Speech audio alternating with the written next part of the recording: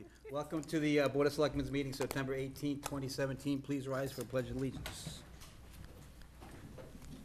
I pledge allegiance to the flag of the United States of America and to the republic for which it stands, one nation, under God, indivisible, with liberty and justice for all. Starting down the end of the table, public announcements. I have one on Saturday, September 30th, from 1 to 3 p.m. at the Polish Club. The Abington Substance Awareness Coalition will be holding a meat raffle that is open to anybody. So come on down and support the Abington Substance Awareness Coalition. And we just had brochures printed up with contact information for detox and treatment places, so we'll be handing those out of that day too. So that's September 30th, 1 to 3 at the Polish Club. Thank you, Alex. Mr. Burbine? This Sunday, September 24th, from 10 to 3, the Abington Music Parents Annual Craft Fair will be held. This year it's at a new location at the Beaver Brook Elementary School, 1 Ralph G. Hamlin Lane. Over 80 craft displays. This has been going on, as I said, for 38 years. It's always a great event, so hopefully there'll be a lot of time. 10 to 3 on Sunday. Mr. Manning? The Abington Public Library is holding a seminar, The Cuban Missile Crisis, History with Dr. Gary Highlander. The Abington Public Library is happy to welcome back the historian, Dr. Gary Highlander, on Wednesday, October 19th at 7 p.m. Dr. Highlander will share his knowledge and insights about the Cuban Missile Crisis. This is the 55th anniversary of the Cold War confrontation between the United States and the Soviet Union. Dr. Highlander will reveal the information about the personalities, the key players, including President Kennedy's. Registration is not necessary for this program. Up to 60 people will be accommodated on a first-to-arrive basis. Dr. Highlander lectures is funded by the State Aid for Public Libraries. Adults and older teens, 16 years and older, please are invited to join us for another fascinating trip into history with Dr. Highlander, who receives his advanced degree from Boston College and is a visiting professor from Stonehill College. He's a frequent lecturer in the program, library program, historical societies throughout other venues in Massachusetts. He last spoke to the Abington Public Library in the spring of 2017. Questions can be addressed to the library director, Deborah Grimlett, at 781-782-2139, or via email at abilib@ocln.org. That's abilib@ocln.org. For additional reminders and updates of this event, please see the public libraries on the Facebook. Thank you. Thank you. On the same note, the library has a ton more events coming up. They have discussion groups, mystery book groups, nonfiction books, popular fiction, all different events. Too many to list, but I encourage you to go to their website, and there's something for every age and every genre that you'll be interested in. Another public announcement, I think Christy Coombs would like to come up to the microphone and talk. She loves the microphone, so. I will be brief. Welcome. Name and address, please. Thank you. I'm Christy Combs. I live at 42 India Brook. And many of you may have seen a little structure going up in front of the Abington Police Station. 6 years ago, we went and retrieved a piece of World Trade Center steel from the Port Authority Police with the intent of building a permanent memorial in Abington to 9/11. And we are finally at that stage after 6 years and a lot of going around. So Doug Ulwick has designed a very thoughtful memorial.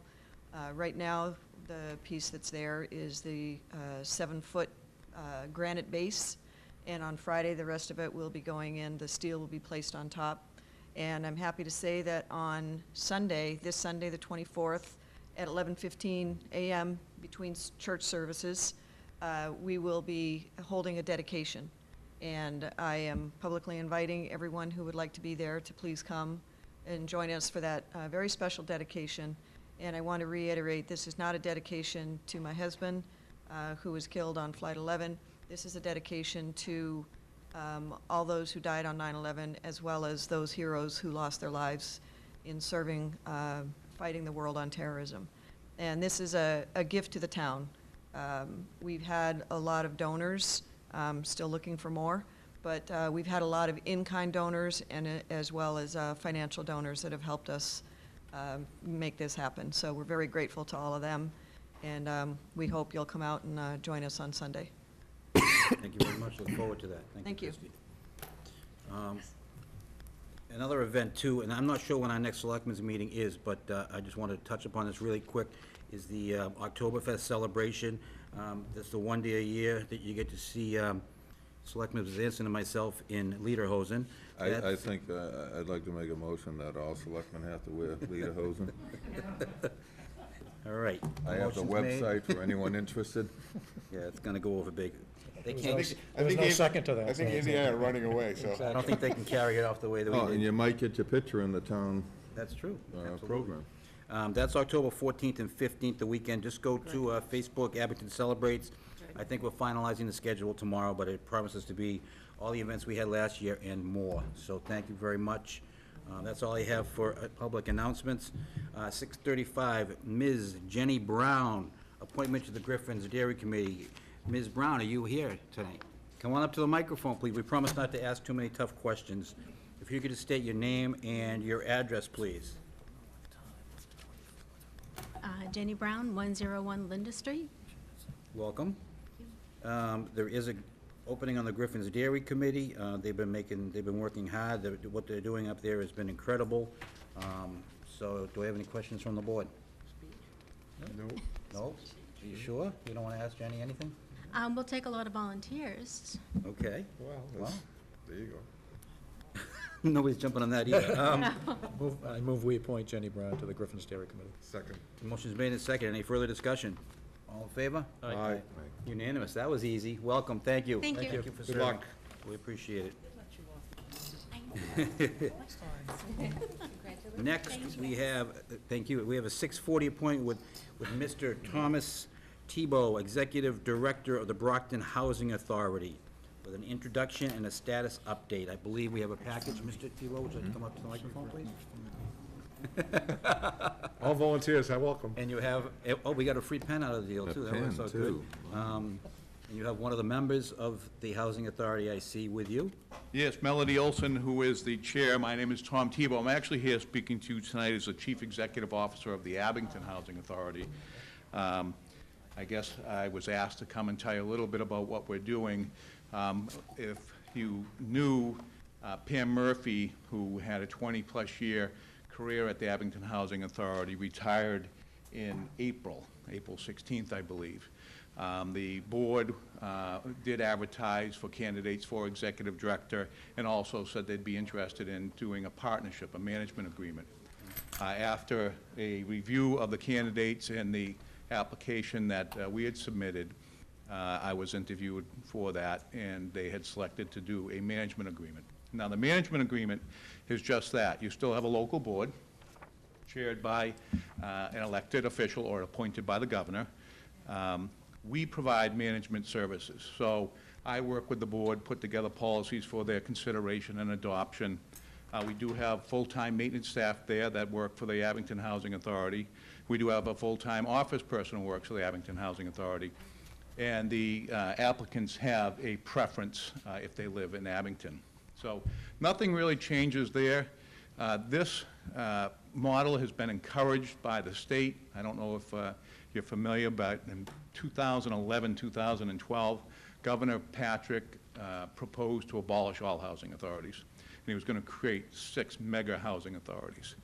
I know it's because of some small problems and one big problem in Chelsea, to be quite honest with you, that he was responding to. So we now work with Abington. We provide financial services. We have a chief financial officer who prepares the books. We do the capital planning. Again, this is all presented to the board. And we've been administering the Section 8 program since 2003. When I say we, Brockton has been. Again, they come through Abington. Abington residents get a preference, and nothing's changed there. I think one thing that the town should know is that there's not enough affordable housing for seniors. We have 110 units, all one bedroom, and an Abington resident, non-veteran, Abington resident who's a senior, who's lived in Abington their whole life, will wait 5 to 7 years for an apartment. Veterans, most recently, under new legislation, get a preference, so they do go to the top of the list. That's not a huge group of people right now. I'm sure in years to come it may be with the wars that we're in, but it's 5 to 7 years there. It's 10-plus years for Section 8, and we do have two houses, 3-bedroom houses, one on Green and one on, what's the other street? Dorsey Street. So 2 houses, and we have hundreds and hundreds of applicants for it. Those are all throughout the state, but they don't turn over very often. So with that, any questions or concerns, I'd be glad to address. I have one, Mr. Tebow. You mentioned veterans go to the top of the list for senior housing. Is there a minimum income requirement in order to qualify for senior housing? There's a maximum, but... Maximum. Maximum, yes. It's actually quite high. It's about $44,000. We don't have too many people there. Sometimes we'll get someone who's just about to retire, comes to the top of the list, will accept knowing that their income will be going down. Our average income is somewhere around $1,400, $1,500 a month. Okay. And if a veteran came to us now, is there anything available? If they came right now as senior, yes, they'd go to the top of the list. Yeah, but they go to the top of the list, but we don't have anything available, do we? We have 1 or 2 that turn over on average a month, probably about 15, 18 a year. Always seem to come all at the same time, right? You get 4 or 5 in a month and then none for 3 months. And how is the rent structured? Is it a third of their income? 30% of their adjusted, so you get deductions for your medical, your prescriptions and that, but yeah, 30% of their adjusted gross. I have more. Any other questions? Section 8, what is the wait for someone to get a Section 8 voucher, or are there any vouchers available? There are, and we're leasing up some now, but it's 10 years, 10-plus years. Most of the Section 8s that have come to Abington do not live in Abington. There's just not a lot of affordable apartments in the area. So they go to Brockton, they might go to, well, some of the Whitman, some less expensive markets. Can I ask a question now, since Brockton is not combined, the housing authorities aren't combined, but the leadership is, or is it the management is? The management. The management. The management. So Brockton has a board, a 5-member board that's appointed by the mayor, 4 by the mayor, 1 by the governor, and their policies are set there. But no, what we're providing is management services. Provide management services for other towns besides Abington? Yes, Hanson. Hanson also? Now, do people, if people is on the top of the list for Abington, would they have a better shot of going to Hanson or Brockton? I mean, or is it all separate towns? All separate towns. It's all separate towns, so someone from Brockton can't get into the Abington? Correct. Okay, you have to live in that, okay. All right. I know there were some concerns in the beginning because we've always managed the properties in-house. And I know we looked over, the town manager, I asked him to look over the documents before the board signed them, and I've been hearing great things about it, so. Great, I'm glad to hear that. One of the concerns, and I was involved in lobbying against it, was if we did these mega housing authorities, that you would call someone in Boston when you had a problem. One of the things that I hope, and I know that Melody knows this, if there's and I know Rick knows it also, if there's a problem at the Abington Housing Authority, we will respond. There will be someone there. I have met with the people over at the Council on Aging. I do want to meet with the fire department and the police department. I have reached out to them, just so if there are issues come up. The gentleman over here asked if I would know if there was a problem on Section 8. Well, I wouldn't unless someone told me. So that's working. And I don't know if you saw, there's some of the names that I have in here I'm sure you recognize as local townspeople who know quite a bit about what's happening in town. Excellent. Now, I think you're hogging the microphone. Does Melody want to say anything, or do you want to? No, are you happy with the way things are going? Yes, it's been very positive. It's been a very good venture with them overseeing us, because I don't believe that those on the committee have as much knowledge on the way that the things are run, It's sort or of how they have to it's a newer run. board now, too. It's been a lot of turnover on your board, so Yes, that. a lot of turnover on the board. helps, definitely. Yeah, Okay. so this, having someone as knowledgeable as Tom and his people has made it seem like we're doing the right thing, and we're going in the right direction. Okay. You got another question? A couple of questions. Is there somebody in the Abington office on a daily basis? So if there's somebody who needs to get in touch with somebody at the office, there is somebody there? Yes, Katie Esposito is her name, a wonderful young woman, actually came on. When you say we've had a lot of turnover, Katie came on in May. Yes. But you're a wonderful woman who has a lot of experience working with elders. We've got great reviews on her from From the residents who come to the housing meetings have been, they didn't come before and they're coming now, and they're very positive. You know, sometimes they have an issue, but they're very positive about Katie and how things are running in the Good. office, which is nice. They have a voice, they have someone to listen. Yeah. And how about your management fees? I see, are they set by the state? So there's an executive director's salary schedule. So that's what an executive director would be paid if they were hired. The difference is there's no benefit package, so Package. the housing authority saves money on that. This is not a moneymaker for the Brockton Housing Authority. Yes, we get paid $70,000, that's the fee, if you saw the documents. Our budget is about 50 million, so the Is it 70,000 really? Wow.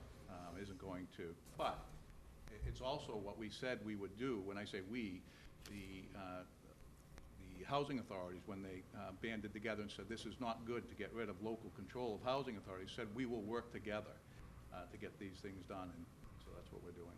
I do want to say, though, that the housing authority was well run. Pam Murphy did a great job, great financial shape. Need new roofs, that's what we're working towards right now. It'll rain tonight and tomorrow, and we often have leaks there, so we are putting together a plan to address the roofs, but it is in good condition. A great group of residents over there. Yes, we have issues again, but we all expect those. It's how you respond to the issues that's important. Do you have any ideas about how to create more senior housing in town? I mean, I don't think it's a land issue, I think it's a money from this, people don't know, but the housing authority is actually not a town, so to speak, it's a state-run, right? So the money to build the housing projects would come from the state, and that's pretty much dried up, or I mean, you can add a little bit. For example, if someone's on the Brockton list, how long of a wait do they have? A long wait? Brockton's about 2 years right now. 2 years, okay. Yeah, we There's have, a wait there too, but. 1,600 one-bedroom units for elders. But it's longer than it's been in a while. Yeah. And it's going to get worse. I think they say the baby boom will peak in 2027, so the need's going to go up. You are right, the creation of affordable housing, I know you're considering one over off of Summer Street, but it's not us.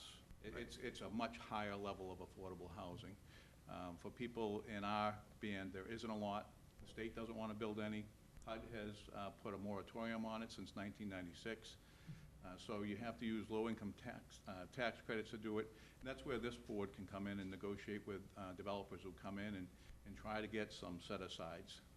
You want a mixed-income development, that's wonderful, so you have some fair market, you have some affordable, and then if you could have some for people who are on Social Security at $1,200 or $1,500 a month, that would be wonderful. Interesting. Okay. Rick? Yeah, Tom, I was just wondering if the Brockton Housing Authority is in conversation or with other towns to do the same thing, and where you think your absorption point is in terms of how many other communities like Abington and Hanson that you think you can handle before you've kind of maxed out your management capacity. So we are not in conversations. I was not in conversations with Abington. In fact, when I first spoke to Pam, I was giving her candidates. So it's not something we've talked about. So there's nothing anticipated right now. The capacity would be limited by the ability to hire additional management staff. So as what we've spoken, it's $70,000. We have not brought any full-time staff on.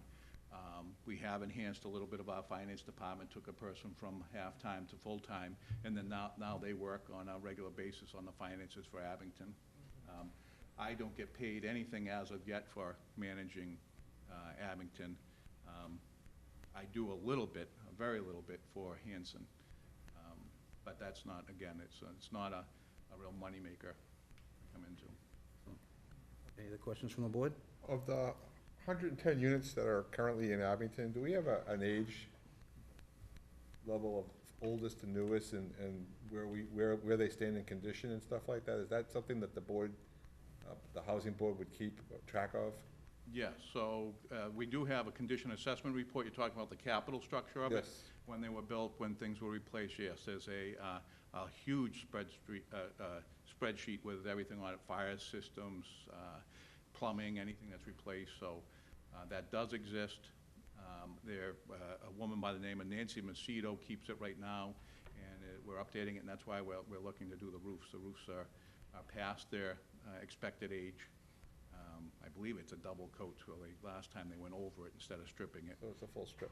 Yeah, so we'll be stripping it, and we're working towards that. But yes, that does exist. And how does that work at prioritized? How do we prioritize which roofs go first? I mean, So, yeah, by leaks. Okay. But good news. the prioritization of the entire plan goes like this. First off, we have this capital assessment done. It was done a number of years ago, 3 or 4 years ago by the state. They hired a contractor to come in. It was reviewed by the Abington Housing Authority staff, and board had to be accepted. And then after that, each year you have to update your plan. You have to bring it to the residents and say, we're thinking about doing roofs, then windows, and stairways, or whatever they are. They just did some work on some decks over there that were sagging off the back of the buildings. So there's public comment, and then it's brought back to the board, and the board goes through it, and they make some hard decisions, just like you do at your house.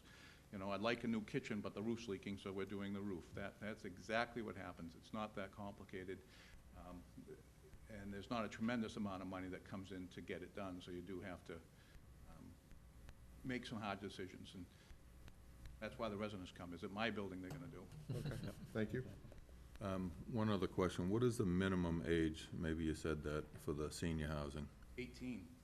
So 13.5% of the units are set aside for non-elderly disabled. That's the law.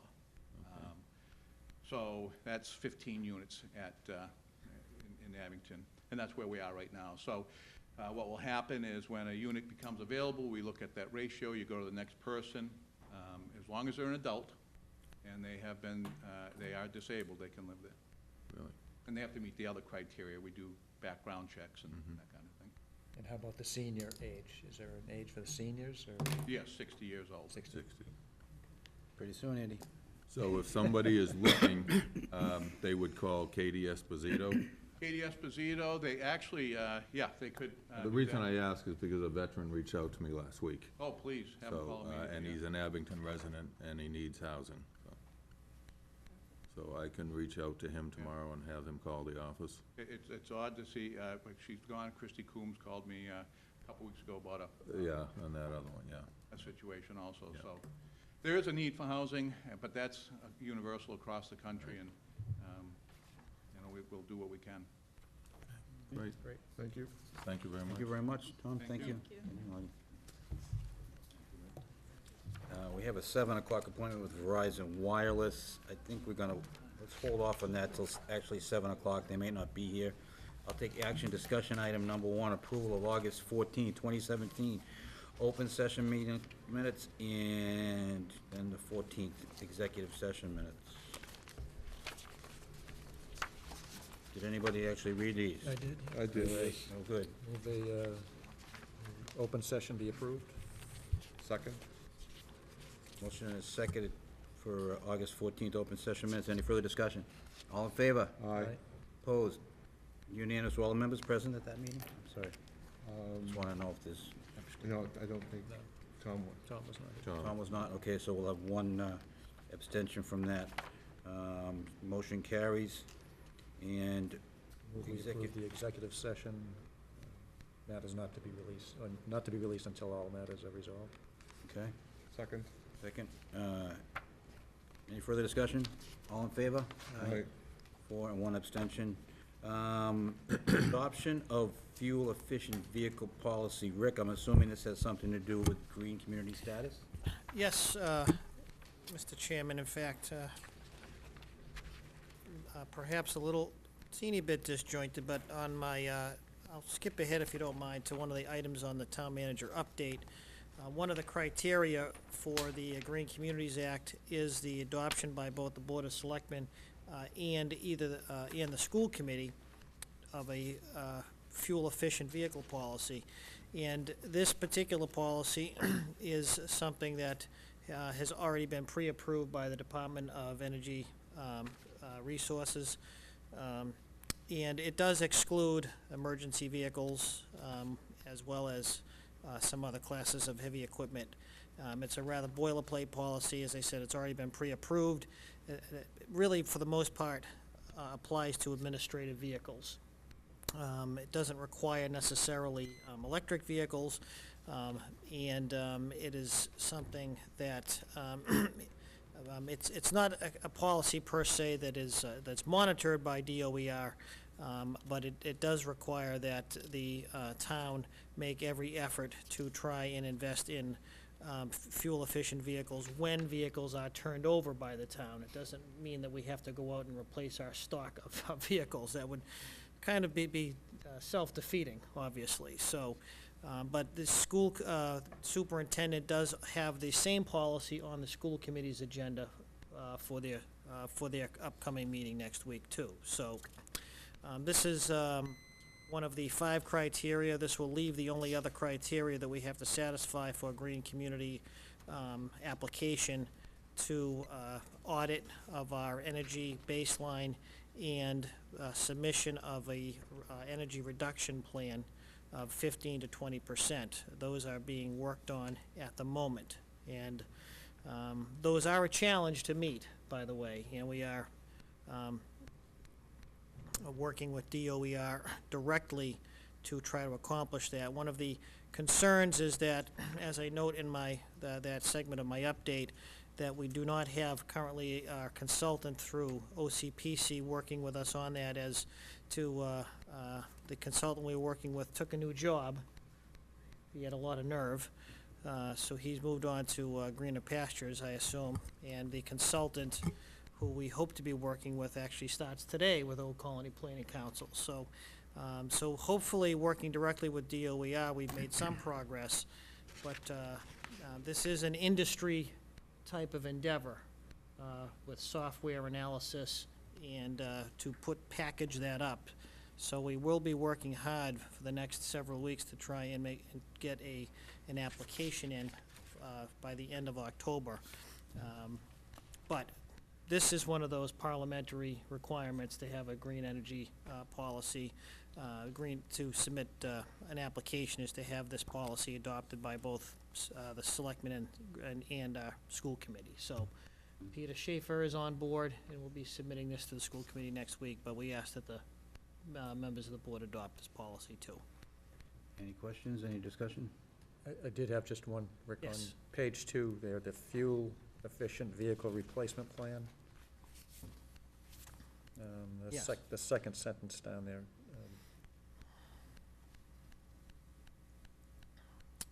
Vehicles shall be replaced when they are no longer operable, which is fine, and will not be recycled from one municipal department to another unless the recycled replacement vehicle meets the fuel efficiency ratings outlined in the policy.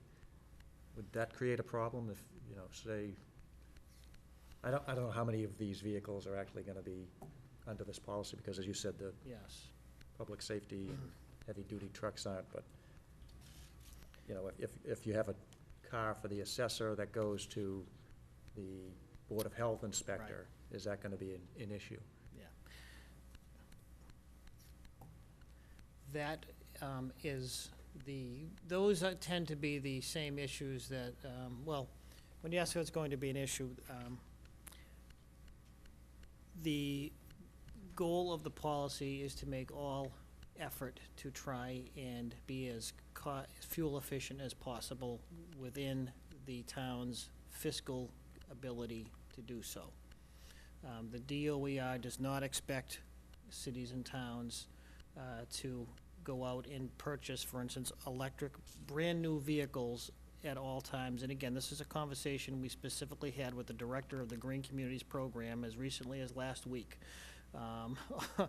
with the school superintendent, and on this particular concept that you're bringing up, because handing down vehicles or from And reusing, recycling vehicles in-house obviously makes a lot of sense financially, and that's for this exact purpose. So, so DOER is not going to audit towns, cities and towns, and prevent communities from recycling vehicles in-house. The goal is to, when we are purchasing administrative vehicles, the goal is to try to purchase vehicles that are as energy efficient as possible. So, so in concept, what you're pointing out, something that is, could perhaps be an issue, but we're not being audited to ensure. What we would be audited for specifically is when we purchase vehicles, that we're purchasing vehicles for administrative purposes that are fuel efficient. That's what we specifically would be audited for by DOER. So, Any other questions? To the point of that, the next paragraph below that, where it's talking about the review of the annual review of the vehicles for the town? yes, Does that become an annual selectman responsibility, or is that something the town manager will take care of? or- that would be an administrative burden in-house, yes. Okay. Yes. Thank you. Any other further discussion? I will entertain a motion. I'm just gonna read some of the first couple lines. In an effort to reduce the town's of Abington's fuel consumption and energy costs, the town of Abington hereby adopts a policy to purchase only fuel-efficient vehicles and to establish a requirement that the town of Abington purchase only fuel-efficient vehicles for municipal school use whenever such vehicles are commercially available and practical. So that sounds like a good motion if anybody wants to make it. Motion to follow that motion. Okay. This motion made, do I have a second? Second. Motion made and second. Any further discussion? All in favor? Aye. Opposed? Unanimous vote. Thank you. Thank you. All right, 7 o'clock, Verizon Wireless. Welcome. Come on up to the microphone and your name, please. Sure. Thank you. Good evening. Michael Gimo, representing Verizon Wireless. I'm an attorney with Robinson & Cole in Boston, and you met with one of my colleagues a few months ago. This is a very similar project. Verizon Wireless, in order to augment its coverage and move the network forward, has been installing small cells. They consist of an antenna on top of a utility pole with equipment, radio equipment, small box of equipment mounted to the side of the pole. There's no ground equipment or shelter or fence or anything like that might be associated with a large tower. It's really just an existing utility pole with a cylinder on top of it that serves as the antenna. Okay. Your town deals with these through grant of location, so we've submitted a petition for that, and it's an appropriate location. It's at a busy intersection, and the coverage is needed. A couple months ago, you folks came forward, and I think it's actually across the street from Trukey's, on Route 18. This one looks like it's across from the Dunkin' Donuts right in front of JL's Yes. turkey sub place. I want to put in a, plug for them, because it's great sandwiches. But anyways, does anybody have any questions or concerns about this? I think it's a public hearing though, Ken, so you should. It is a public hearing? Okay, Right. sorry. It's not an advertised public No. hearing. Oh, it's not? Just- No, just notification to abutters, which Okay. our office All right, and we'll, accomplished that. we'll let them talk at some point if they'd like to, but, does the board have any questions? No? So it's just an antenna mounted on the top of a pole that's already there. Correct. How high up beyond the pole does it go? The antennas are about 4 or 5 feet 4 or above the 5 top. feet? Yeah. It's on here, I think. In the- It's typically 4 or Okay. 5 feet. I also noticed that when I was out there today Okay. that pole is much shorter than the pole across the street already, Is it? so Yeah. it's not going to be out of character. We're going from... Does the motion require 38 special inches. wording, or, 4 feet 2 3 feet. inches. Rick, do you know if the motion, I don't think the motion requires any special wording. No, it didn't actually. Okay, Motion to, hold on a second. okay. Does anybody in the audience have any concerns or any questions they'd like to ask on this? Okay, that was easy. All right, now, go ahead, Bob. Motion to approve the allowment of the installation of the antenna at location 256 Brockton Avenue in Abington for the phone company to add a cellular phone antenna to that pole. small cell wireless facility to an existing utility pole, 256 Brockton Ave. The motion is made. Second. Motion's made and seconded. Any further discussion? All in favor? Aye. Opposed? Unanimous vote. Thank you very much. Thank you very much.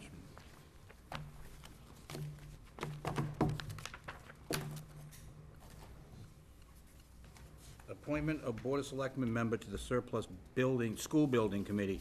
Can we just get a recap, if you, I'm hoping you folks remember, how many members are on that board?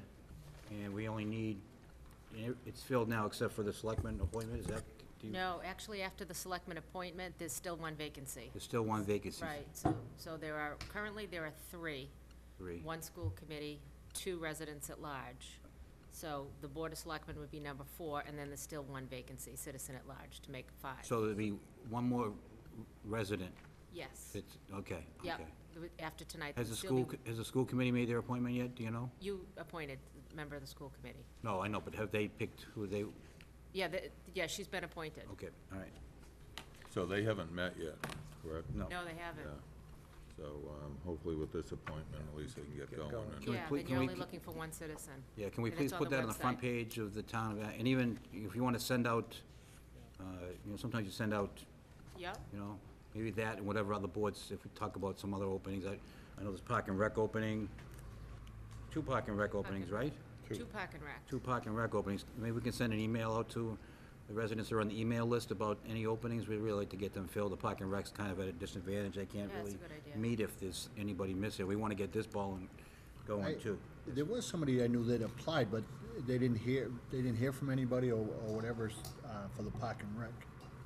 He'd filled out the form, it didn't have Park and Rec on it, I think is what he said, but But, yeah, he you- put Park and Rec in the form. It's a generic form. They add what they You want. add but, what you want. Yeah, we can, How long ago was that, Tom? you have them I'm do it? sorry? How long ago was that? Probably, I wanna say a month ago, maybe, yeah. Can we have them do it again? I don't mean to Yeah, sound like a I- jerk, yeah. but do it again and then, yeah, Yeah, all right. okay. Then we can check. I don't think there's a glitch because I know that we appointed tonight and she went through the, system and did an application. Are any members jumping out at this surplus school building committee appointment? I am, You are? yep. Wow. I'll make a motion to appoint Wait, Bob. wait, wait, does anybody else have an interest? No one else put their hand up. Usually you have to miss the meeting to get appointed, right? Should move forward or step back. I knew Tom was gonna be late, I just assumed he was gonna be appointed to this, but. Tom has But school. he showed up. Tom has school experience, though, I just didn't know if you had. That's true. I do. anything to be on this, but, Well, I'm good. okay. Thank you, though. That was he. This is a very important decision for the town, so, Well, I think that's the other thing we have to discuss is what their charge is, right? exactly. So they know exactly what. I apologize, I was actually gonna ask the town manager to come up with a charge for this, and for tonight's meeting too, but, we can do that for the next meeting without a problem. Well, actually, you can just, Hopefully we'll have another appointment then, but we Yeah. could discuss it. Yeah, Yeah, we should probably discuss it and let them know some idea of what we want. okay. We'll put But that there as is a a discussion motion item for the on the next floor. meeting? Hmm? Discussion item for the next meeting, to appoint the final member and to come up with a charge. All right, yeah, and I'll draft the charge and circulate it in the next Perfect. few days anyway, so but right now, people can Bob's start Yeah. reviewing. All right, hanging out there. so we have a motion. Was Leave me there- out there, it's fine, I don't mind, Was there a second? I'll second. Motion's made and seconded. Any further discussion? All in favor, Bob? Aye. Aye. Aye, unanimous. Congratulations, Bob. Approval of one-day liquor license. We actually have 2 of these, and I brought these forward to the board. The first one is, and I will probably abstain from the vote, so I'll just describe them if that's all right. I just don't. The first one is October 6th. It's a Friday night. There is a murder mystery at the United Church of Christ, and they would like to have just a beer and wine license for the one day. The hours will be 6 to 10. The bartenders will be all tips trained. I believe it's gonna be the bartender from the Legion, and I actually may assist, and I'm tips certified too. And the church has a liability policy, and the Legion Bar has a liability policy also that should be enough to cover what the town's looking for. So that's on record? Yep. So that's that one. Okay. If anybody has any questions, I'm kind of stepping down as chair, but if any has questions, they can ask me, and then Bob can handle the motion. Any questions on the one-day liquor license for the United Church of Christ from 6 to 10 p.m.? I would October 6th? I would encourage every member to go. I think we should have a nice selectmen's table. I think it'd be fun. The murder mystery is a lot of fun, and it's an interactive theater group from Hat Trick Theater from Plimpton that comes down, and it's really a good time, so. Make the motion to approve the one-day liquor license, October 6th, the United Church of Christ, beer and wine only, right? And wine only. 6 PM until 10 PM. We have a motion to accept. Do I have a second? Second? Motion to accept, second. Anything further to say? All in favor, say aye. Aye. Aye. Opposed? Abstention? Abstention, 401, passes. The next one is one-day liquor license for, I mentioned it earlier, Oktoberfest. Last year we had it also. We did not have liquor outside. This time we're trying to have, with the whole German theme, Oktoberfest theme, we want to have kind of a beer garden outside. This will be a full liquor, and the American Legion, who already has a liquor license, is planning on bringing their bar outside under a tent to have beer, and we're hoping to, we're working to try to get maybe a special beer for the occasion from, was it District 10? District 10. District 10. So that's for that. That's from 12 to 4. And we are gonna have the Oompa band, the German band, under the tent also, and lots of activities. This year, we're gonna try to break it up a little bit. We actually have the field behind the school. Last year we didn't. We had a lot of events up on the Furley lawn. We're gonna spread it out, so it's not gonna be as jam-packed, so that's the thoughts for that event. And all the selectmen will be in lederhosen. Is this gonna be up above? This will be right next to the Up and Legion. below. You know Up how, and down. similar to where they No, have, as far as this particular? yes, This it'll is be, up. Where they put the tent up usually, yeah. where they have the chicken bake. Chicken It'll be bake. the same setup All right, there. They are allowed to, under their liquor license that they have, they're allowed to have one outside. The chicken bake is covered in their liquor Oh, license. so they have So one this event is outside. outside of that, so that's why they have to apply for it. Motion to approve Second, Full liquor license, right? the full liquor 12 license. to 4. 12 to 4. You're actually running a meeting right now, so. I'm not really, right now? So I'll Okay. second. Well, we have a motion and second to approve the one-day liquor license from 12 to 4 p.m. on October 15th for the American Legion Oktoberfest. Is there anything further to say? All in favor, say aye. Aye. Aye. Opposed? It's unanimous except one extension. Thank you very much, great job. Discussion number 6, discussion of parking recommendations with regard to Chestnut Street. This is something that I pushed for, and I'm not sure I did the right thing, but I wanted to get a decision from the Park and Rec Commission, so we know that the building, I'll show my age, the West Abington Improvement Hall on Chestnut Street will be coming down. Actually, someone started taking it down yesterday, but that's a different matter. But that's coming down soon. So I wanted to get a feel for from the Park and Rec as to what they wanted to do with that property. I kind of assumed, This is CPA, not Park and Rec. no, the Park and Rec, we asked for a recommendation from the Park and Rec as to what they wanted to see with that property. And they came back to us, and I will read, the board recommended the area be turned into a parking lot. They felt there is not sufficient parking for that field already, and a formal parking area would be beneficial, especially once the playground is fixed up. If you remember, the CPA money granted money last year to fix up that playground, Layla Field, I believe it's called. So that, and anybody that's gone there on a ball game night knows that they're parking on the street. So I think this is a good idea, but the reason I brought this asked for this before is, I am not sure, and I'm not sure if anybody knows this, if CPA money can be used for this purpose.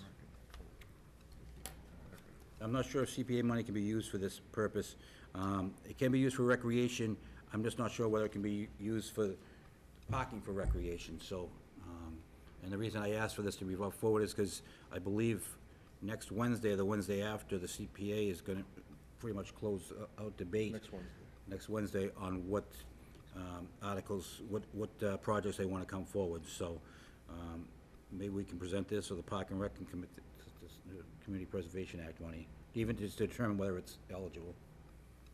So that's the reason for that. I don't even think it requires a vote unless somebody wants to, I believe it, Well, I think we should, if we're gonna present it to the CPA, right, we should.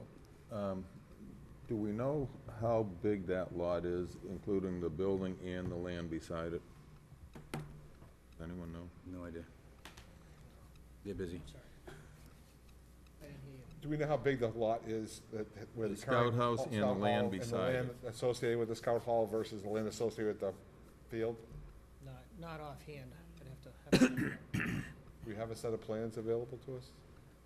I'm sure we do, yeah. Okay. I know that there's very limited parking up there, if anybody's been there for one. Street parking. Bob and I discussed that parking also, and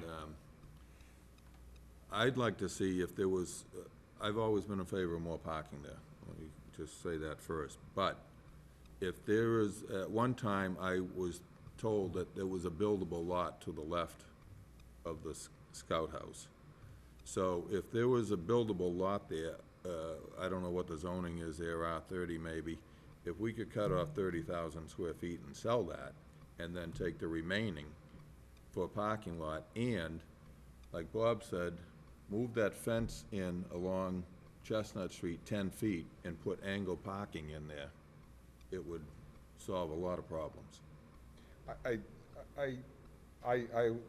have spoken to Alex, and I've spoken to other people in the town, and I'm on the behalf of, if there's a plausibility to sell the land, I'd like to get the land sold to help offset other costs we're gonna be running into. As much as I know the park needs parking, I think there's a meaningful way to make additional parking available by extending in Chestnut Street by 10 feet, which wouldn't intrude on anything that's going on there right now, and would give you parallel parking on the street, as well as some parking from that lot, but I don't know what that lot looks like, so, but I have an opinion of which I'd like to see, if at all possible, the town reclaim some money for that land, if at all possible, to be used to offset, you know, just to get free cash, I guess, more than anything else. I think it's something we have to really consider. I'm not against the parking lot if it's proven to be necessary, but I really believe that if in the board's interest, my interest for the board would be to say that if there's a buildable lot there, we should try to get it sold, and get it sold as quickly as possible, to reclaim that money for the town's use for other purposes, and still even use it to offset maybe moving the parking lot off Chestnut Street in by 10 feet and putting the parallel parking in. But I don't think we have to go crazy on this, but I don't know if I just want to see the building torn down and the whole thing made a parking lot and that land left undeveloped. So that's just my opinion. So I'd like to see Investigate a that, plan and see how big the lot is before we do anything. Yep. I mean, if it's not big enough to sell, then, you know, we make a parking lot out of it. But it might, we might be able to get both out of it. And check with the DPW commissioner to see if that's a feasibility of both putting the spots in there, you know? It's a pretty busy street, I don't know about back and do it, it might scares me, but. Ever been in Boston? But that is kind of a tough corner there, and Yeah. people coming around. But maybe, You got 150 feet before you have your first lot, though. I measured it. Yeah. With tape, so it's not as close as you think it is to the major intersection. all right, so we can hold off on that, so it'll be a vacant, be a dirt lot for a while, that's fine. Okay, let's see, So we'll have that at our next meeting, Rick? Yes. Okay. we received an email, I think we all received the email, I'm not positive, but, oh yeah, and there's my response. So I put as agenda item, discussion of heavy truck exclusion on Niles Street. Anybody that's, Niles Street is a street that, the United Church of Christ is at one end, and what's at the other end? Jack Conway, exactly. So, anybody that knows that street, especially the end up by the UCC, it gets pretty hairy sometimes, certain times of the day and night. It's a very crowded street. Unfortunately, it's not all the people going to church that crowd the street, because I go there for church, but it's for other activities that the church hall is used for. So, we had a resident, Jean Matteo, yep, that's her, Jean Matteosis, sorry, who sent this email, and Tom Rubble. So, okay, I'm not doing very good tonight. Yeah, you're doing what I did. That's how I do it. I don't need to.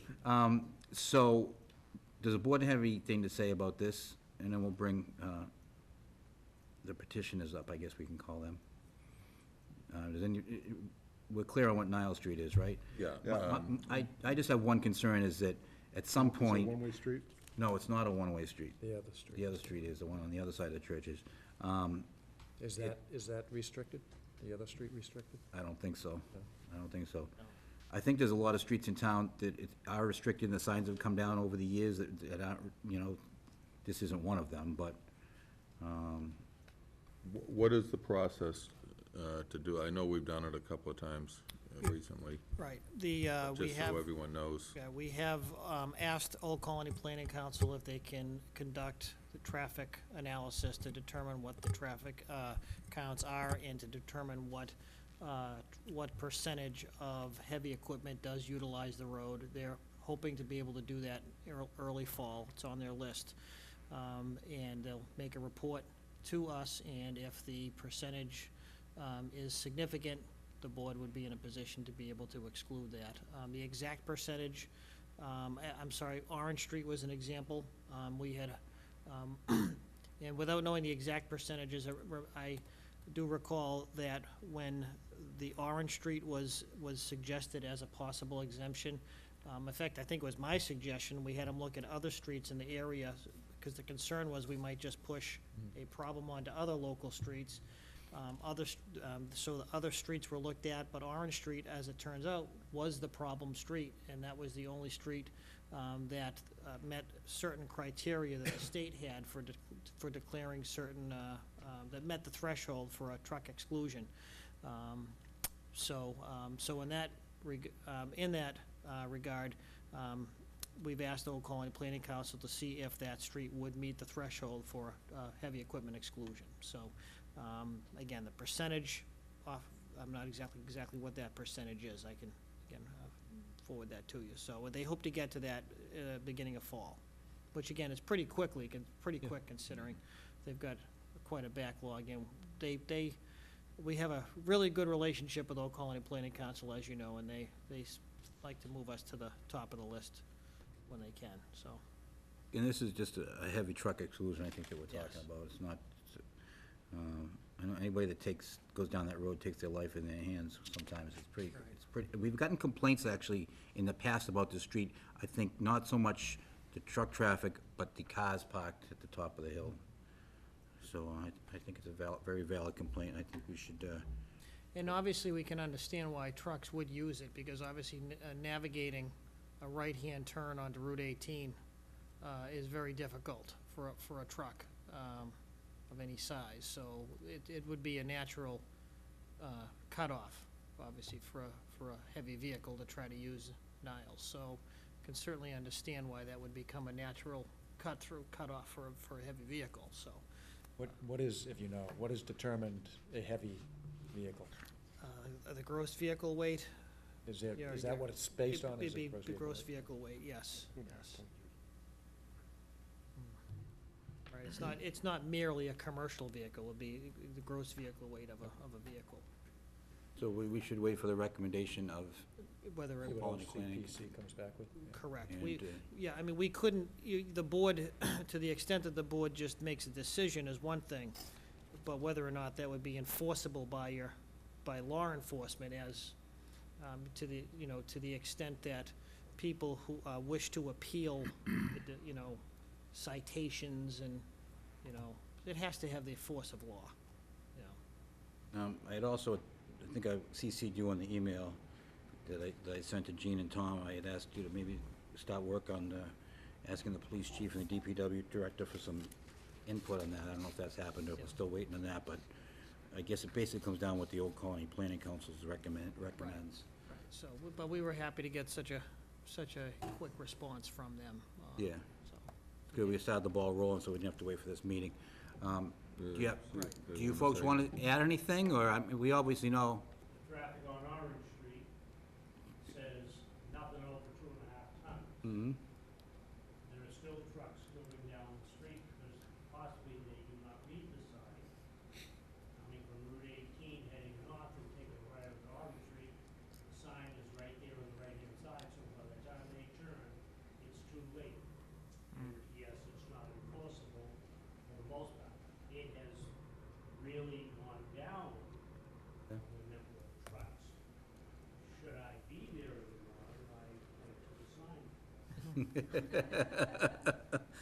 Amongst other things. It's a cut through. Oh, yeah. Directly coming up 143, you go get to Route 18. So that is why that is actually used quicker. And the GPS will soon them. Oh, absolutely, yep. We understand, but it's gotten better. It's better. Okay, all right. I'm gonna ask you to come up to the microphone. I hate to do that, but I want people to hear it, because I don't want them to think we make decisions without any input from other people. Come on, Tom, get up there. And I think you're getting the vibe from us that we're, you know, we need to wait to see what happens, but I don't think we're against anything. Yeah, right, it's. Yeah. Hi, Hi, Jean. Jean Mattios, this is 32 Nile Street. This is my husband, Tom. I've been home on disability for a few weeks, and it's just come to my attention how much truck traffic we have. Elm Street is the one-way. Nile Street is the church street. And then Vernon Street by Yep. Stones, used to be Stones, Yep. does have a 2.5-ton weight limit They do, restriction. on that street already? Yes, they do. Oh, that's interesting. So Elm Street's so narrow, I don't think they could really, and they can only go one way. So Nile Street has taken the brunt of tractor-trailer trucks. That's my biggest concern, is cement trucks. Like, we had a PA Landers cement truck with his barrel rolling today.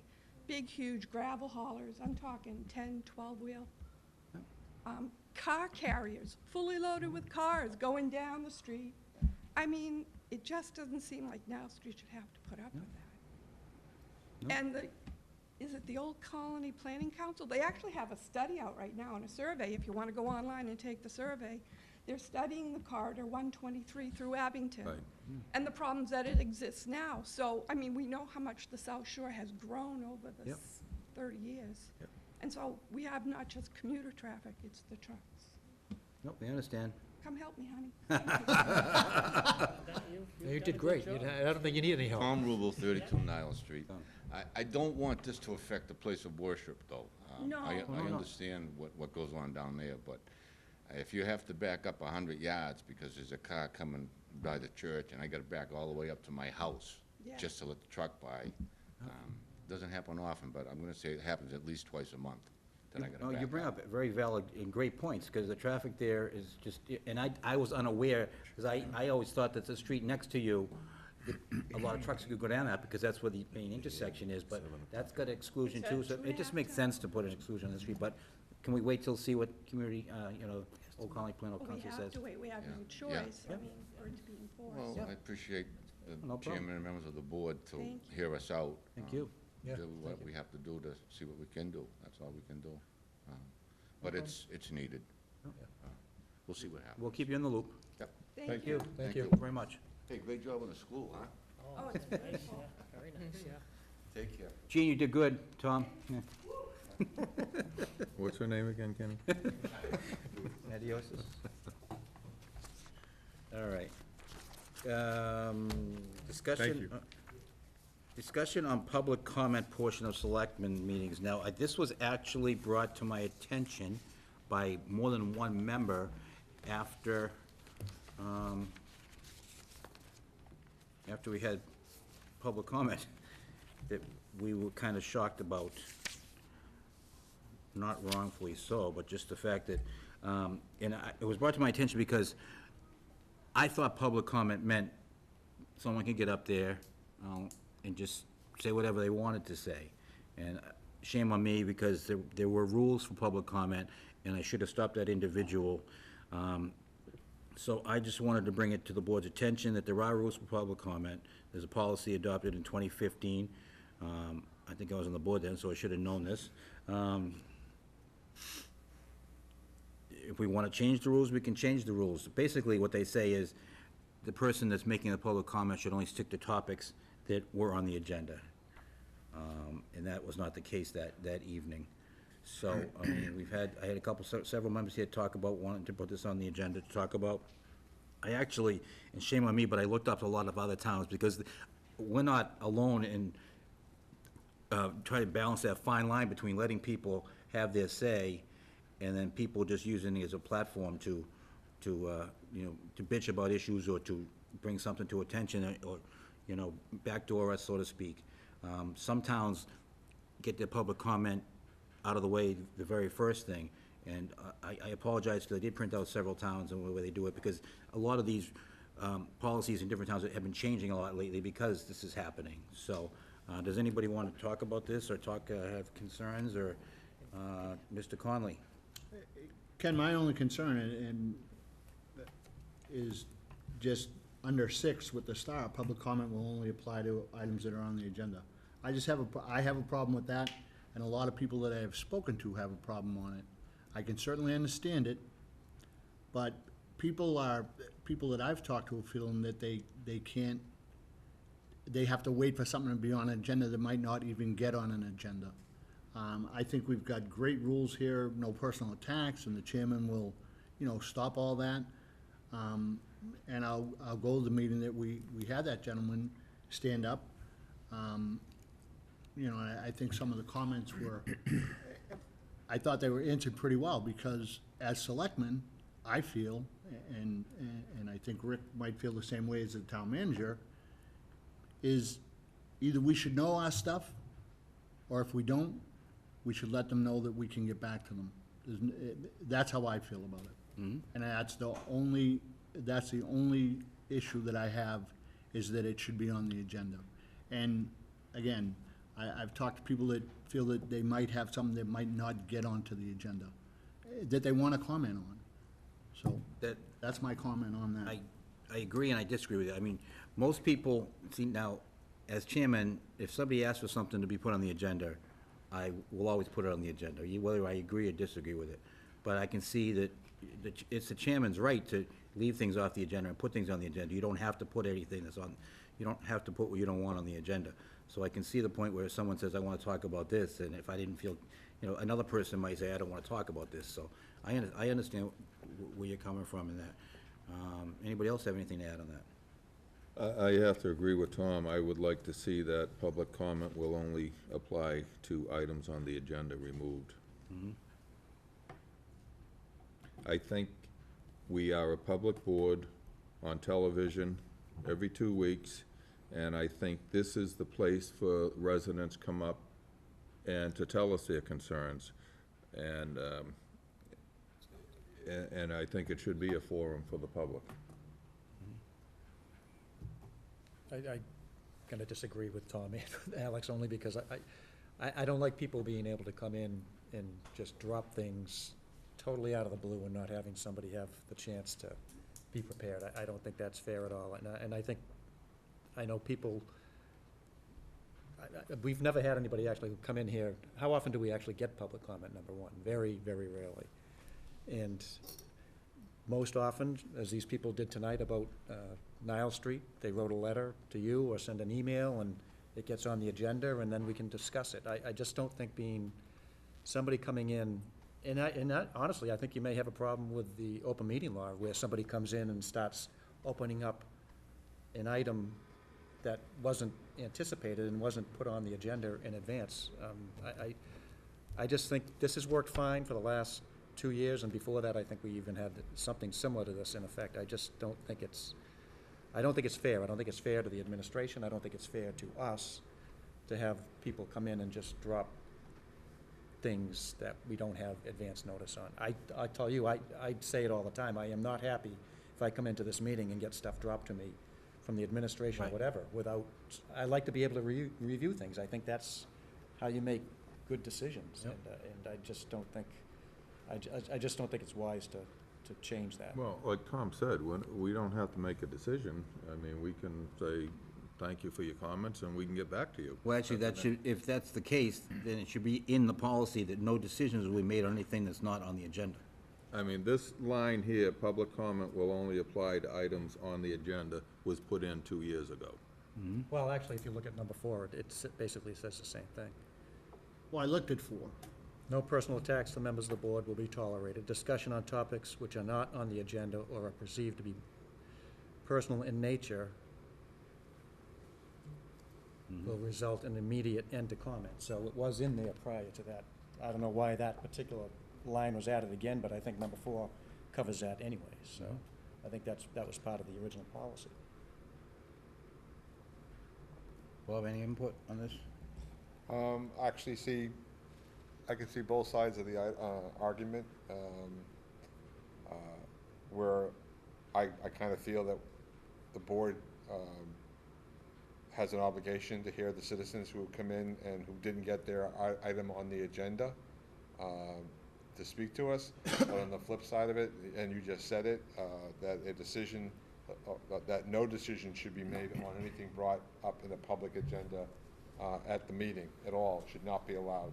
I agree to that also. So it's Andy's point is well taken. You know, if I've learned nothing else from watching prior boards, is that they tend not to like to be surprised. They like to be prepared. They like to have their ducks in order so they can address whatever concerns are being brought to their attention. And I believe that strongly. I think that's a very good policy to go on. But I do believe that any citizen in the town of Abington should be able to come to one of our meetings at a point of public comment and be allowed to approach the podium and start a comment. I guess it falls upon the chairman, if I'm understanding the rules correctly, to shut that comment down if it's becoming vulgar or ill-acceptable to the conversation that needs to be had. It would require that the chairman step up and shut that comment down right away. But if there's going to be any amendments to this document to that effect, I'm 100% behind Ken's statement that no decision can be made from any public comment that's raised that wasn't put on the agenda. I think that's critical. Number 5 says, "The general public is encouraged to contact the town manager to attempt to resolve any issues dealing with staff or other departments before voicing such concerns." That's part of the thing, too. Try to work out, if you have issues, try to work it out ahead of time, but my concern is that it may not be an issue. It may just be someone wanting to make a statement, you know, which Board of Selectmen meetings are not to make statements, or make personal statements or of how, you know, their concerns, their feelings on an issue outside of town. But if you take that away, then they can talk about anything. And that scares me. And the chairman can control it. Right, and I think that's covered under number 6 too, that no politicking and making political statements, no personal attacks, failing, I mean, it seems that we cover it. You know, going back to the last one where we had public comment and, you know, thought we weren't prepared, I thought Rick had done a good job on some of the things that were mentioned, that we were prepared. And I don't want people to think, and I agree with you, Ken, you know, we may not have to make a decision on it. No, we shouldn't But make a decision on it. It's not on the that's agenda. fine, but I want people to know that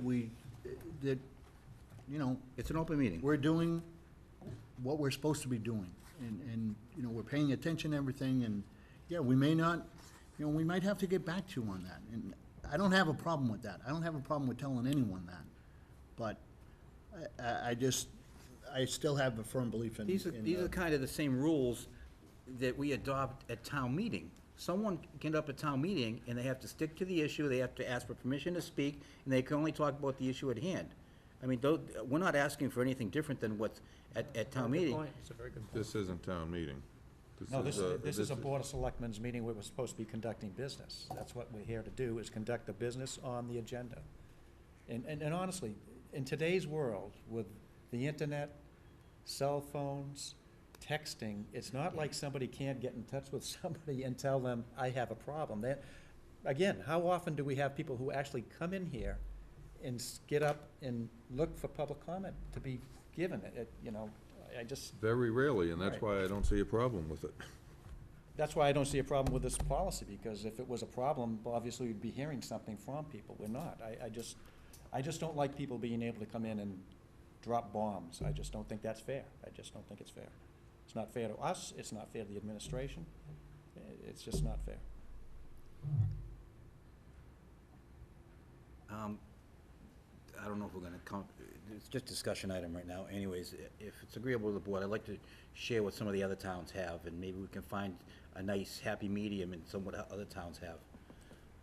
Lots of other towns don't have it. We never had it. We never had No, I know, public comment but until probably I think 5 be- years ago. I There think was never, because- never such a thing But I as think public because comment. of the bombs and the people coming in and talking about different issues that aren't, and the stricter open meeting, the, meeting laws now, they're so strict, we can't, how many times have we talked about, that could be an open meeting violation, because we haven't, Well, why don't the we ask agendas are town so strict. council if we're even allowed to do public comment and see what they say? I mean, they may say we can't do public comment under open meeting law. If you want. I propose that we address that question that was just raised by Alex, and that we do get some consensus from other towns that are currently handling the situation, and we bring it up at one of our next meetings in October, that we discuss the conversation again, after we get some more information about that. I know, I actually have an article, and I'll print it out for you folks, but of a town that had a public comment, and they don't have it anymore because of some of these issues, so, I'll show you what I have. I mean, I have it in a Word document, several towns, to the name of the town. And please, you guys do some searches and find out, it's amazing the stuff you can find on the internet, and we're not the only town that has this problem. It's not a problem. It really isn't. It hasn't been a problem. No. The only problem was that a couple of meetings ago, somebody get up and we didn't adhere to the policy. That was. That's the But policy. That was the up problem. from 2015 This wasn't until the problem, we today. just didn't hear the policy. Right, exactly. That's right. It hasn't been a problem, so. And that wasn't a problem either. The only problem with that was that I didn't know the policy, and I did not hold the gentleman to the policy. So I will say this, okay?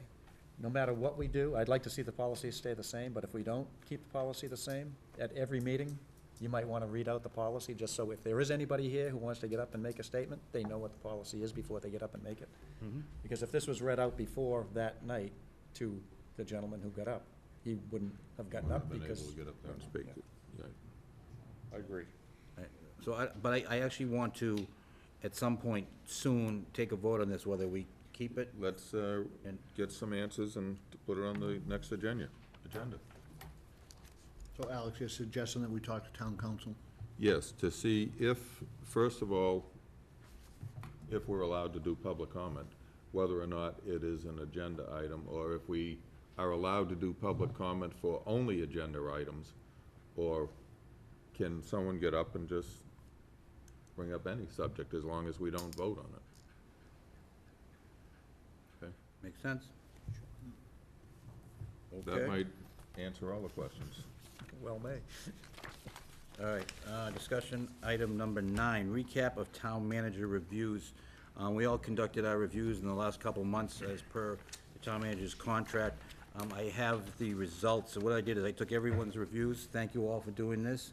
I know Tom had a tough time because he had just started on the board, so it's kind of unfair to, I know the year before, Bob, I think you might have passed on the review because it was tough. You were. I just didn't Right, feel right right. to do it. Exactly. So, that being said, you'll see, and I handed out to all the members, we have, just for the people out there on TV land, we have a scale of 1 to 6. We rated, I'm just gonna say, the town manager Rick on different categories, characteristics, professional skills status, relations with elected members, of boards, policy execution, reporting, citizen relationship, staffing, supervision, fiscal management, community. Thank God I don't have to do this for every Trukey employee, I can tell you that much. All the scores, I'm happy to report, are above average. The highest marks were in, and I think you'll all agree with this, because according to results, the highest marks were in fiscal management. Some of the comments were the budget process, very spending wisely, great job doing the budget, stuff like that. The lowest scores, although still above 3, were the reporting. I think that the members feel that although it has improved, and we do get the town manager reports at every meeting, just a little more communication. We don't like hearing things, on the street, but it's tough, I think the board, one of the comments was the board should receive more information between meetings, maybe utilizing the website more to help the town manager and the town in that regard. Like I said, the strengths were The town manager has become more visible around town, going to meeting with the seniors and different events in town. Great progress on our goals, the Board of Selectmen goals that we institute every year. We did a lot of the DPW, the Griffin's Dairy, that sort of stuff. I personally, and I'm not sure, I think the board felt this was, gave us a great recommendation to withdraw from the Mayflower Group. I think that has proven to be a good thing that the board, that he recommended to the board.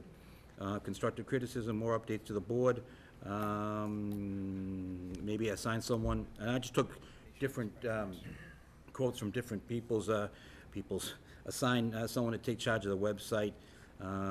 Bob maybe mentioned maybe a mid-year review of the budgets, just so we know how we stand on different budgets. Even, we do this ourselves, is we push off too many issues to the next meeting, so maybe some will never get resolved, so we just want to work on that.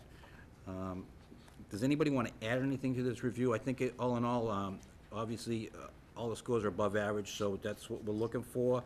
There's room for improvement, and as I said, I think the board as a whole is really happy with the fiscal direction that the town is taking. Any more input from the board, even though, you know? Yeah, I think that covers it. It covers it? I think you summed it well. Well, thank you so much.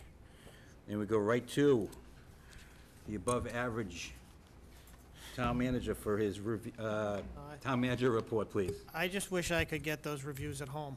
No, Yeah, tell me about it. but thank you, Ken, I appreciate that, and I appreciate the opportunity. I think that's everybody's so busy, I know individually, your own professional, personal lives, it's a good chance to sit down at least once a year and without a specific agenda, but to go through, you know, both the goals and objectives and various criteria, so to the extent that it's a good chance to circle the wagons, it's a good process, so I thank you, and I thank you, Ken, for that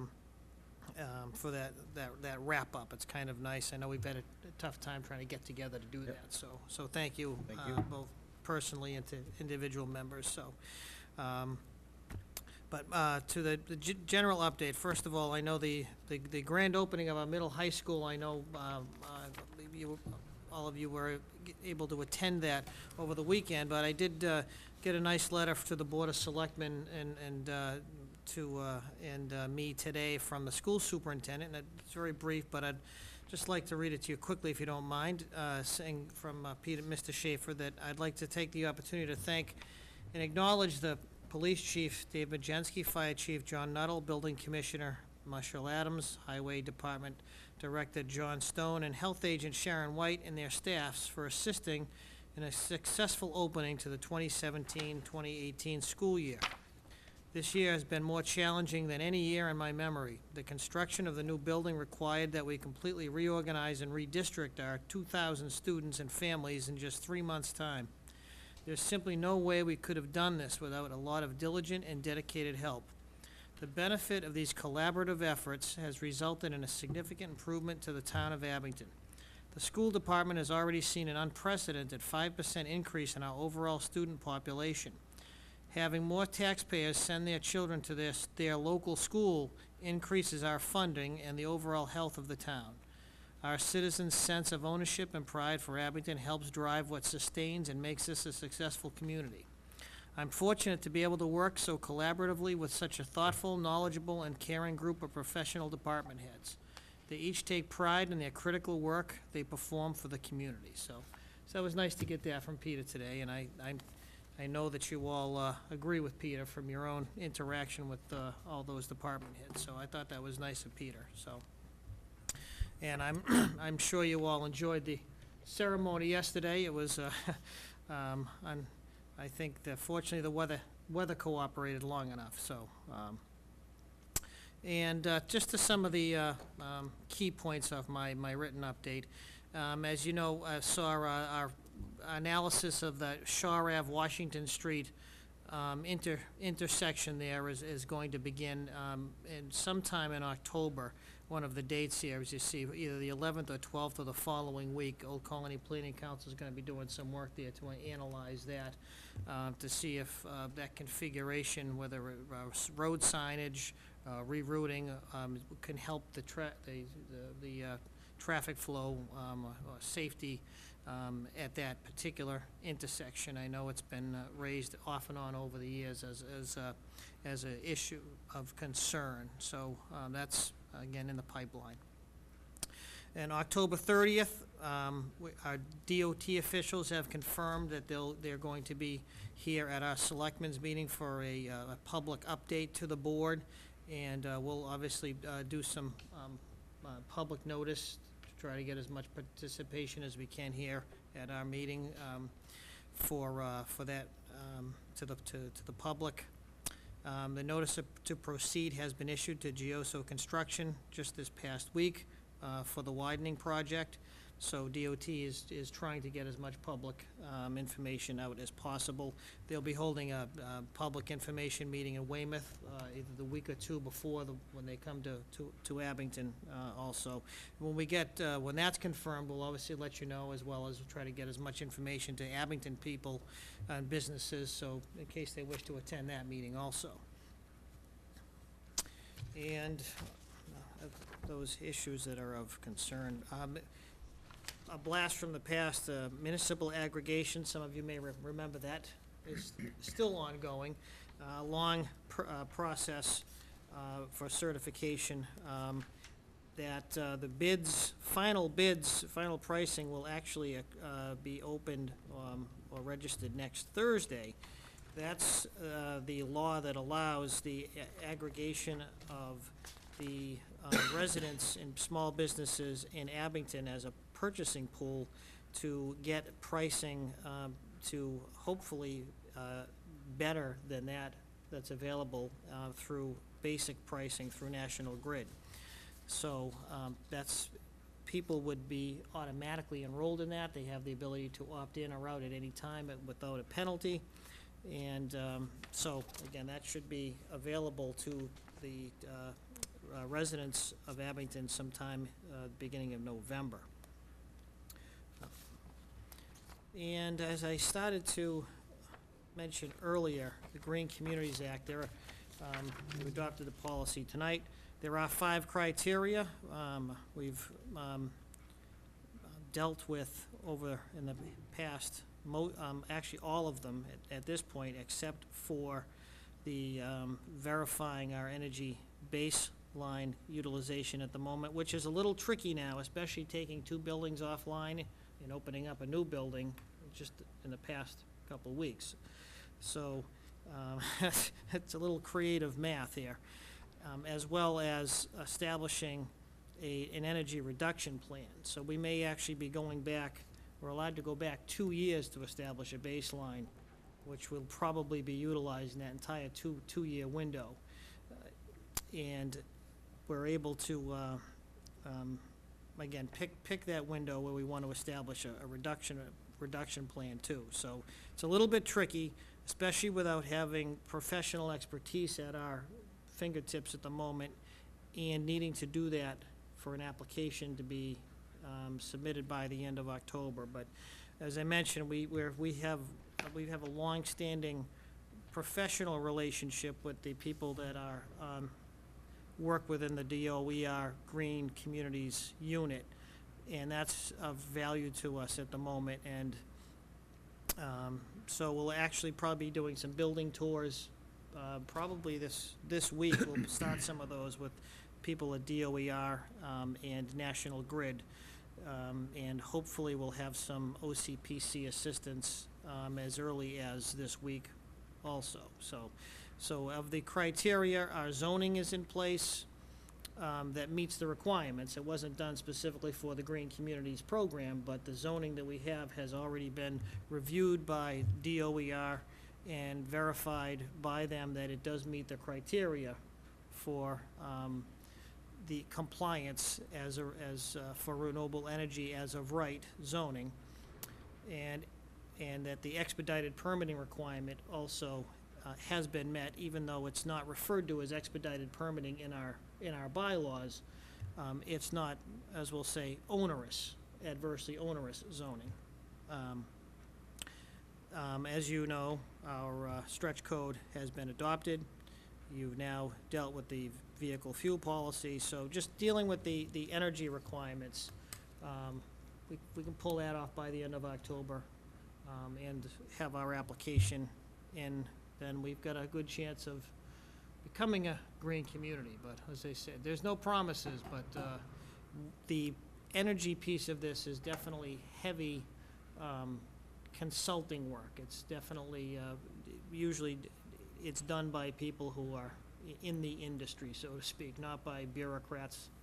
No offense, Dory, but by bureaucrats like us. It's number crunching, programming number crunching by people in the industry. But the footwork in terms of getting people in buildings and getting billing and other public information that's available, that's what we've been doing for the last, several months.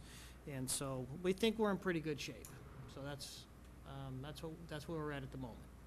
So. Hey, not on the agenda, but can we discuss when our next meeting is gonna be? It appears we have one, thank you for the town manager's report. Gonna go back to the second and fourth Mondays? The 30th is, we have a meeting on the 30th already scheduled now with Route 18 widening people, so. Right. Is there a holiday weekend in there? Is that October 9th? This is the holiday weekend. So we got the 16th or the 2nd? 16th? I'd do the 16th and then 2 weeks later do the other one. 16th and the 30th? Does that work? All right. I mean, I don't want to wait just till the 30th. That's 6 weeks from now. That's just too long. I think we should get back on the 2 a month. October 16th it is. Okay. Now, public comment. Now, if somebody in the audience wants to talk, I'm going to read the rules. So, public comment? Just make a decision. Mr. Bailey? Nothing? That was easy. All right, then.